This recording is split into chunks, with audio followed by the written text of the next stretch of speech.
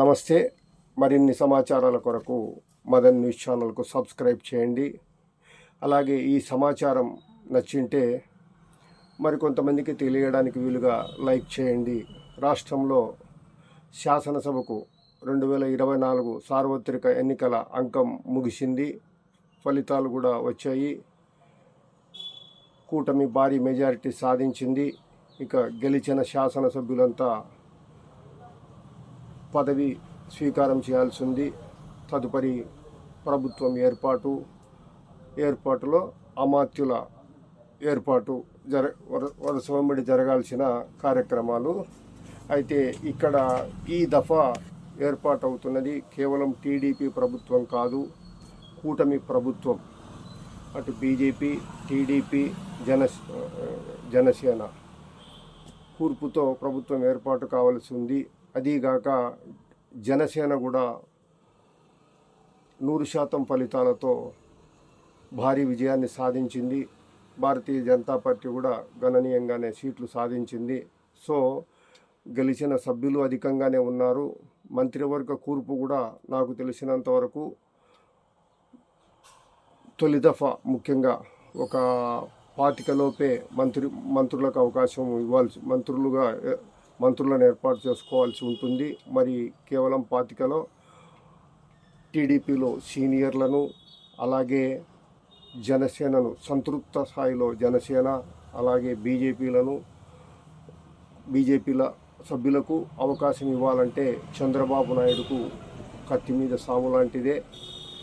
ఇక జనసేన అలాగే భారతీయ జనతా పార్టీలను పక్కన పెట్టేస్తే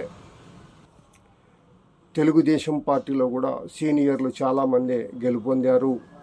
మరి వారిలో కూడా కేవలం సీనియారిటీనే ప్రాతిపదికగా తీసుకుంటారా, లేక ఇతర అంశాలను ప్రాతిపదికగా తీసుకుంటారా అన్నది. ఎందుకంటే సామాజిక కోణంలో కూడా కొంత ప్రాధాన్యత ఇవ్వాల్సిన అంశం రాజకీయాల్లో. ఇక ఈ కోణంలో ఉమ్మడి కర్నూలు జిల్లా, ముఖ్యంగా నంద్యాల జిల్లాను పరిశీలిస్తే బీసీ జనార్దన్ రెడ్డికి మంత్రి పదవి ఖాయమన్నది స్థానిక రాజకీయ పరిశీలకుల్లో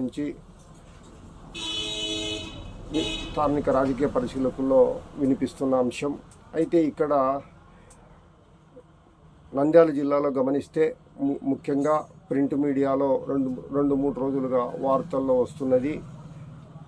మంత్రివర్గ కూర్పులో బీసీ జనార్దన్ రెడ్డితో పాటు డోన్ నియోజకవర్గం నుంచి గెలిచిన కోట్ల సూర్యప్రకాష్ రెడ్డి, నంద్యాల నుంచి గెలిచిన ఫరూక్ల పేర్లు కూడా వినిపిస్తున్నాయి. అంటే ఇక్కడ కేవలం సీనియారిటీ ప్రాతిపదికననే ఈ పేర్లు ప్రతిపాదనలకు వస్తున్నాయా అన్నది పరిశీలించాల్సిన అంశం. అలాగనుకుంటే బీసీ జనార్దన్ రెడ్డి కూడా తెలుగుదేశం పార్టీలో సీనియర్ నాయకుడే.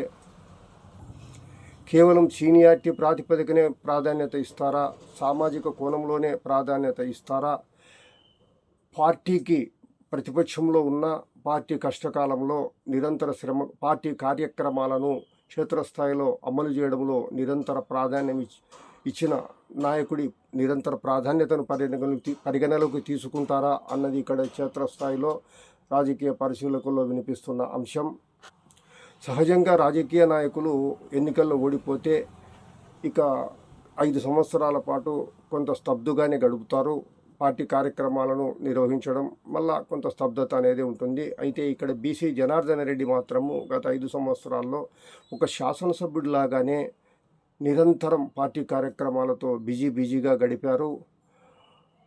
కేవలం స్థానికంగానే కాకుండా ఉమ్మడి నంద్యాల జిల్లాలో, అలాగే ఉమ్మడి ఒక దశలో చెప్పుకోవాలంటే ఉమ్మడి కర్నూలు జిల్లాలో, అలాగే ఒంగోలు పార్లమెంటు బాధ్యునిగా కూడా ఆయన నిరంతరం కూడా పార్టీ కార్యక్రమాలను కేవలం లాంఛనప్రాయంగా కాకుండా భారీ ఎత్తున లక్ష్య సాధన దిశగా ఎంతో శ్రమ కోర్చి నిర్వహించారు.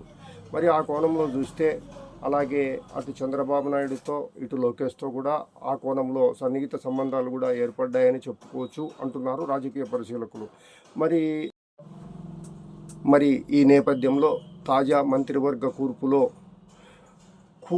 కూటమి ప్రభుత్వం కాబట్టి మంత్రివర్గంలో కొన్ని ప్రత్యేక అంశాలను కూడా పరిగణలోకి తీసుకోవాల్సి ఉంటుంది కాబట్టి ఆ కోణంలో అలాగే సీనియారిటీని ప్రత్యేకంగా తీసుకుంటే మరి ఈ అన్ని అంశాలను పరిగణలోకి తీసుకున్నప్పుడు తాజా మంత్రివర్గ కూర్పులో బీసీ జనార్దన్ రెడ్డికి మొదటి దఫాలోనే అవకాశం ఉంటుందా అనేది ప్రస్తుతం రాజకీయ పరిశీలకుల్లో ఆసక్తిని కలిగిస్తూ ఉంది.